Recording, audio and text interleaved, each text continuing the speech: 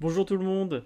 Je voulais faire cette petite vidéo concernant le film Wild Robot, ou en français Le Robot Sauvage, car je l'ai vu il y a quelques semaines et c'est un film qui m'a beaucoup touché, parce que je suis allé le voir avec ma femme et ma fille, et je voulais vous en parler aujourd'hui. Donc j'ai découpé cette vidéo en deux parties, une première partie sans spoil et une deuxième partie avec spoil, pour aller un peu plus dans le détail. Et juste pour vous donner un petit peu de contexte, donc ma fille a à peu près un peu plus de 4 ans, et le film est pour les 6 ans et plus. J'avoue qu'elle a été peut-être un peu petite, surtout qu'on l'a vu en anglais, parce que vu que je vis à Shanghai, soit c'était en chinois, soit c'était en anglais, mais les séances en anglais étaient plus appropriées vu des horaires. Donc c'est même si elle n'a pas tout compris, elle a quand même été très touchée aussi par ce film, et on a fait un petit débrief après. Donc je vous propose de voir ça plus en détail. On va commencer par la partie no spoil.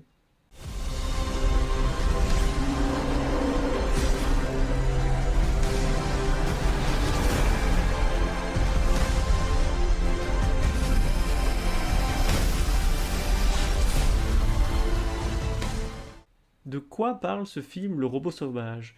Eh bien, comme l'indique le nom, on va parler d'un robot. Donc c'est le personnage principal de cette histoire, un robot. Il faut imaginer que l'histoire se passe dans un futur proche ou moyennement proche. Et donc c'est un robot qui est échoué après un accident de son cargo sur une île déserte, sans aucun humain mais avec des animaux. Et donc ce robot va s'intégrer tant bien que mal à cette île et il va chercher à aider les personnes autour d'elle. Donc du coup les personnes qu'il y a ce sont des animaux et pas des êtres humains. Je ne rentre pas plus dans le détail de l'histoire pour ne pas vous gâcher le plaisir, car c'est une histoire qui est originale, ce qui fait plaisir au vu de ce qui est proposé au cinéma ces dernières années, avec des franchises à rallonge, des cinématiques universe qui n'en finissent plus, des suites ou des reboots ou je ne sais quoi. Là, on est vraiment sur une histoire qui est originale, donc c'est vraiment agréable. Il y a quelques prises de risque aussi, que je dirai plus en détail dans la partie spoil. Et l'aspect que j'ai beaucoup aimé, notamment, c'est le graphisme. Enfin, il y a des éléments différents. On passe des fois de le graphisme un petit peu pastel, des fois un peu plus numérique récent. Et aussi, il y a une petite phase où on est en dessin, on va dire, classique, original. Donc c'est un mix de plusieurs choses. Moi, j'ai pas l'œil, je suis pas un artiste, hein, j'ai pas l'œil aguerri là-dessus. L'aspect esthétique du film est donc extrêmement bien travaillé et vraiment très belle. Je suis plutôt bon public et je suis un peu comme tous les consommateurs lambda, mais ça m'a vraiment marqué sur certains points l'aspect visuel qui a été travaillé pour vraiment véhiculer de belles émotions. Donc là, c'est vraiment un point vraiment positif qui a permis notamment à ma fille, même si elle ne comprenait pas tout, d'avoir certaines émotions aussi qui étaient véhiculées à ces moments-là. Je trouve que ce film va un petit peu dans la lignée du Géant de Fer, qui était un film d'animation de fin des années 90, et qui était aussi extrêmement touchant. Je me souviens quand étant enfant l'avoir regardé, qui m'avait extrêmement touché aussi. Donc c'est pour ça que je fais le parallèle un petit peu entre les deux, vu que ça parle plus de robots. Même si je pense que la comparaison s'arrête là. Je ne sais pas s'il y a de réelles références à ce film. Pour être honnête, j'ai juste vu le film une fois, enfin, que ce soit le Wild Robot, le robot sauvage ou le Géant de Fer, je les ai vus qu'une fois, donc je ne pourrais pas dire s'il y a des réelles références entre les deux. Il y a aussi dans ce film-là, donc c'est vraiment centré sur l'aspect du robot principal qui s'appelle Rose et des animaux qui vivent sur l'île. J'irai un peu plus en détail après. Mais on voit quelques humains à certains moments, mais ils sont vraiment éparses, c'est pas le centre d'intérêt. Et il n'y a pas non plus de human bashing, c'est-à-dire un dénigrement de l'espèce humaine. Euh, on va dire que leurs choix ou leurs actions ont des conséquences indirectes, mais ils ne sont pas dénotés de manière positive ou négative, même si, dans la partie spoil, je le dirais, on est, je pense, plutôt dans une utopie joyeuse. Les sujets dans ce film, et qui m'ont particulièrement marqué, c'est notamment la parentalité, hein, c'est aussi le sujet de cette chaîne, ainsi que les responsabilités liées à cette parentalité, qu'elles soient voulues ou non. On en reviendra dans la partie spoil. Il y a aussi le fait de suivre son propre chemin, de ne pas suivre ce qui nous a été forcément déterminé à l'origine. Il y a aussi du rejet de la différence et ensuite l'acceptation de cette différence. Et enfin, il y a le pardon, le fait lorsqu'il y a eu des erreurs de pardonner et d'accepter le pardon. Donc c'est des éléments qui sont très touchants, qui sont vraiment très bien amenés, c'est bien dosé. Il y a aussi ce film, il y a forcément un petit peu de l'humour, mais c'est vraiment bien équilibré, c'est bien amené. Vu que c'est un film pour enfants, bien sûr, il faut des moments où les enfants puissent être accrochés, donc il y a forcément ces petits moments humoristiques, mais qui sont vraiment bien amenés. Donc il y a un bon équilibre aussi avec l'action, et donc la construction des personnages, où on laisse de l'espace aux personnages pour grandir, pour se développer. Donc c'est vraiment, vraiment bien dosé, je trouve, comme film. Et on s'attache vraiment à tous les personnages, même les personnages secondaires, notamment je pense à un moment à un castor. Pour ceux qui ont vu le film, vous saurez de quoi je parle. Un des points positifs du film, quand je l'ai mentionné tout à l'heure, incontestablement, c'est son travail graphique, mais aussi, ce que je n'ai pas mentionné tout à l'heure, c'est le travail du son, le sound design et toutes les musiques enfin, qui démultiplient les émotions véhiculées. On a aussi de belles surprises et des rebondissements auxquels le dénouement n'est pas forcément celui auquel on peut s'attendre. Et donc c'est vraiment agréable, c'est vraiment rafraîchissant de voir ces quelques prises de risque et qui, je trouve, malgré quelques petites incohérences, surtout moi avec un peu mon esprit ingénieur, où je me dis bon là c'est un petit peu gros, mais c'est pas, c'est peut-être des petites incohérences voilà, vis-à-vis de l'univers, vu que c'est un univers qui se veut dans notre monde à nous, donc qui doit être cohérent avec ce dernier. Il y a quelques éléments qui peuvent être un petit peu voilà, tirés par les cheveux, je dirais, mais qui ne m'ont pas fait plus sortir que ça du film, parce que on peut pas faire un film parfait de toute manière, mais qui, au règle générale, sont, on va dire, c'est la pensée un petit peu magique, mais qui raviront les enfants. Donc c'est aussi pour avoir un équilibre, je pense, avec les spectateurs les plus jeunes. Mais il y a vraiment voilà, des éléments auxquels je ne m'attendais pas. C'est un film qui est vraiment bien dosé et qui plaira autant aux enfants qu'aux adultes. Et vous, en tant qu'adulte, je vous invite vraiment à aller dans le niveau des détails. Vous savez que le cinéma, c'est une sorte de grammaire aussi, et c'est d'essayer de trouver un petit peu ces éléments que les enfants ne vont pas forcément comprendre ou voir, mais que nous, en tant qu'adultes, comprendre sous un autre aspect. Pour finir sur la partie non-spoil, c'est vraiment un film que je recommande, et notamment en famille. Et là, avant de commencer sur la partie spoil, je vous invite vraiment à aller voir le film avant, parce que c'est vraiment une œuvre qui propose enfin, une expérience unique par rapport à ce qu'on a l'habitude de voir au cinéma ces derniers temps. Donc ne vous gâchez pas le plaisir de découvrir et surtout d'avoir cette expérience unique, encore une fois, qui ravira petits et grands.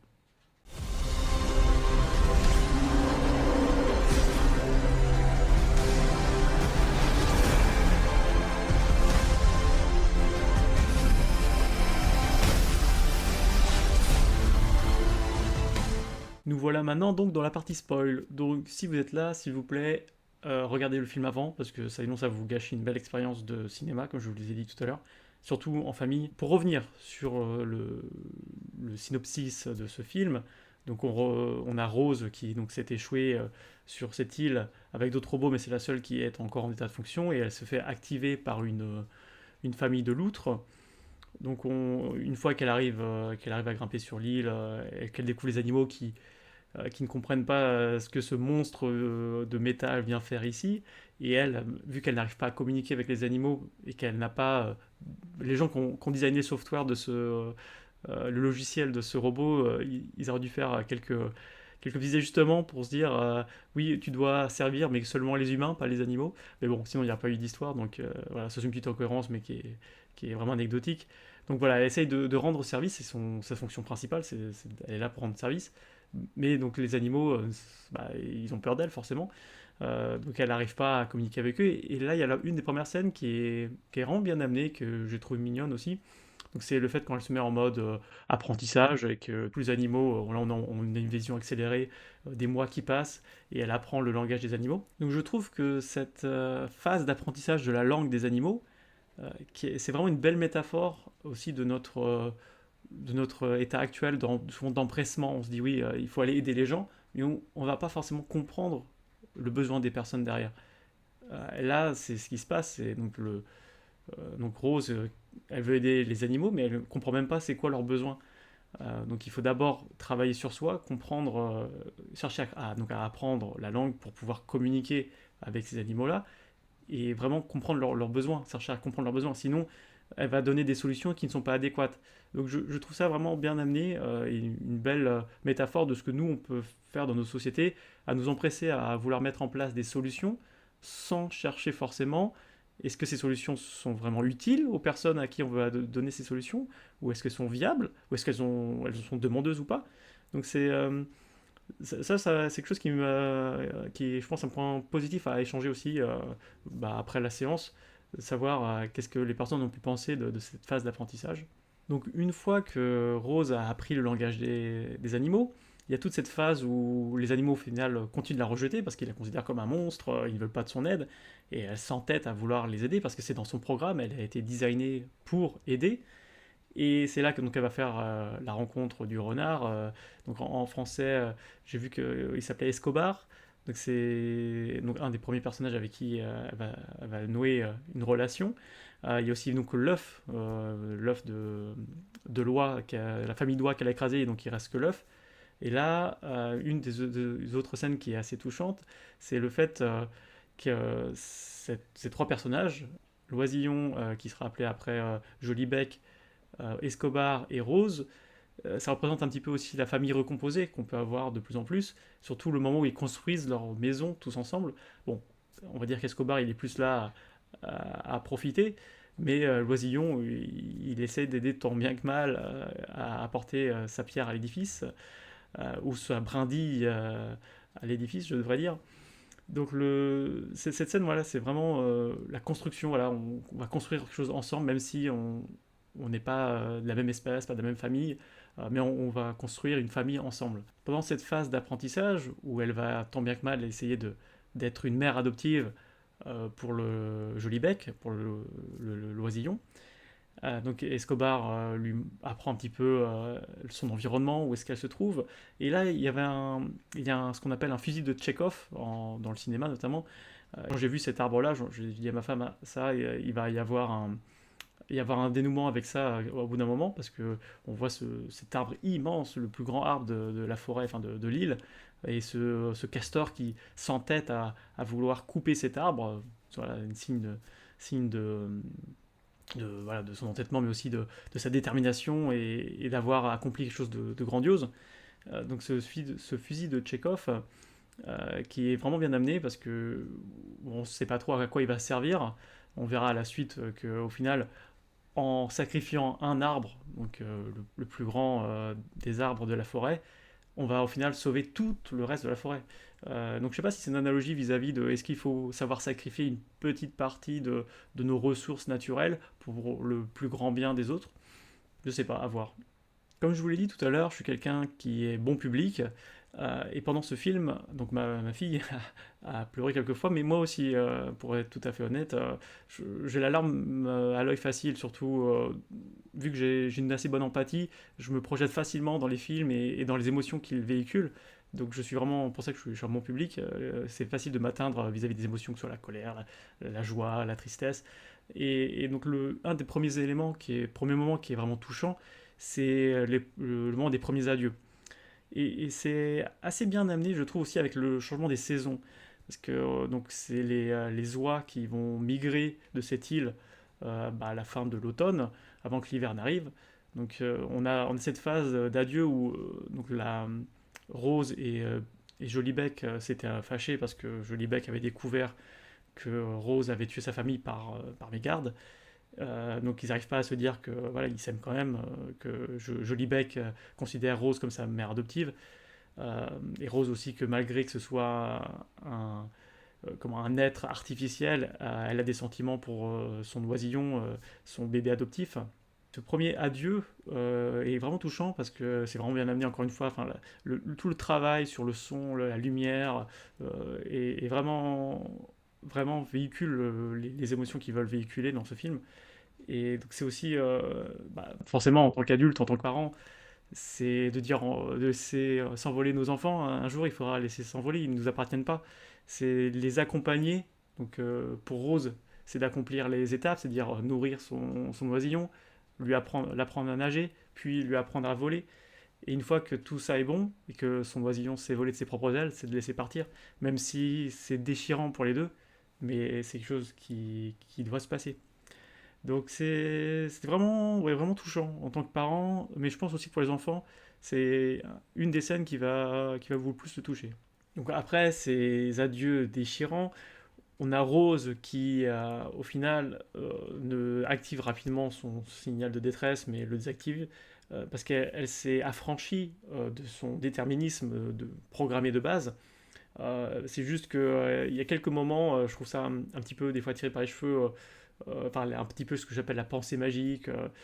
Lorsque par exemple, une fois qu'elle est capturée par les robots, il y a tout l'aspect, donc elle s'est fait télécharger sa mémoire, et juste avec Jolie Beck qui lui fait un câlin, elle se réveille et oh, elle a encore toute sa mémoire. Bon, encore une fois, je pointille sur des petites aberrations que je trouve, mais voilà, c'est aussi véhiculer le fait que l'amour est plus fort que tout. Bon, c'est un film pour enfants, donc c'est quand même bien amené. Bon, voilà. Moi, avec mon esprit un petit peu d'ingénieur, je trouvais ça un petit peu tiré par les cheveux. Mais encore une fois, ça m'a pas fait sortir du film. La partie qui est juste après, lorsque bon, le vaisseau est en train de se décomposer, en train de s'écraser, le fait que bon, elle enlève son corps d'énergie pour remettre son oisillon, enfin du coup Joli Bec dedans et le sauver.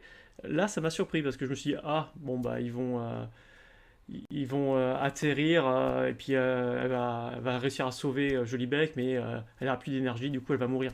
Puis ça va se finir comme ça. Je pensais vraiment que le film allait se finir. Bon bah voilà, Rose a accompli sa mission. Joli Bec est un oiseau enfin, voilà, qui vole de ses propres ailes, qui est leader de son groupe d'oies, mais qui à la fin elle se sacrifie pour qu'il soit bien. Et j'étais vraiment surpris qu'au final, bon non, c'est bon, elle se relève, elle a plus beaucoup d'énergie, mais ça passe quand même. Bon là c'est encore une fois un peu la pensée magique, mais j'ai aimé cette prise de risque parce que enfin, je pense que vous êtes tous, enfin, on est tous pareil. Quand on a vu un certain nombre de films, il y a toujours un petit peu les mêmes schémas, donc on s'attend forcément, ah oui, le héros se prend une balle, mais en fait il n'est pas mort. Voilà, enfin, ça c'est un exemple classique. Bah là je vous vraiment le sacrifice du héros du final, surtout du parent même adoptif, qui se sacrifie pour son enfant. Et au final, non, c'est pas ce qui est arrivé. Donc j'ai vraiment apprécié cette prise de risque. Et surtout que, bon, au final, bon, ça reste à peu près cohérent vu qu'elle est censée avoir une sorte d'énergie solaire avec des panneaux solaires qui doit être intégré, je suppose, sur tout son corps. On finit sur une fin un petit peu douce amère où bah, les animaux de l'île sont en sécurité. Ils ont aussi maintenant mis en place une sorte de trêve hivernale pour que tous puissent survivre. On a Jolibec qui est maintenant du coup le leader de son groupe et qui est autonome. Et donc Rose qui est maintenant chez les humains, mais qui a toujours une part enfin, en mémoire ce qu'elle a été par le passé, avec la dernière phrase qu'elle dit notamment à Jolibec. Euh, donc c'est vraiment, je trouve, oui, doux, amer comme fin. Et aussi, on est donc dans un monde assez utopique, parce que on est dans un futur utopique, parce que les humains vivent dans une belle cité, on voit qu'ils n'ont pas l'air de manquer de nourriture, qu'il y a du confort. Par contre, on peut voir à un moment le Golden Bridge de San Francisco qui est sous les eaux, c'est-à-dire que nous, en tant qu'espèce humaine, on n'a pas réussi à contenir le réchauffement climatique. Donc on a un peu échoué, mais les humains qui restent dans le futur, en tout cas, ça n'a pas l'air d'être non plus des tonnes d'humains qui bah, ont une vie qui a l'air d'être plutôt agréable. Et même s'ils ne sont pas le centre de l'histoire, leurs machines, qui sont bah, les machines qui viennent essayer de récupérer notamment Rose, donc elles sont assez froides elles sont là pour chercher l'information et à comprendre les choses. Ça nous met en alerte, attention, est-ce que chercher à tout maîtriser, à tout manipuler, est-ce que ça vaut vraiment le coup? Qu'est-ce que ça peut détruire derrière? Pour conclure sur le robot sauvage, c'est vraiment un film que j'ai apprécié, qui est un réel bon divertissement en famille, moins adapté pour les enfants bien sûr en dessous de 6 ans, comme indiqué dans l'affiche du film. Néanmoins, je pense réellement revoir ce film à l'avenir avec ma fille, parce que il y a des éléments qui sont très intéressants, moi qui résonne aussi beaucoup avec mon expérience personnelle, mes choix. Donc c'est aussi pour ça que ça m'a beaucoup touché. Et donc voilà, je vous invite vraiment à aller le voir, et donc en cinéma si possible, parce que pour avoir la meilleure expérience possible, que ce soit visuelle et auditive. Si vous avez vu ce film, laissez un commentaire sur ce que vous en avez pensé, et si vous avez aussi la même lecture que j'en ai sur les différents points, ou si vous en avez trouvé d'autres éléments qui sont intéressants, je serais intéressé de savoir ce que vous avez à dire là-dessus en commentaire. Et donc aussi n'hésitez pas à laisser un pouce en l'air si vous avez apprécié cette vidéo et vous voulez avoir plus de contenu. Je vous remercie et je vous souhaite à tous une bonne journée.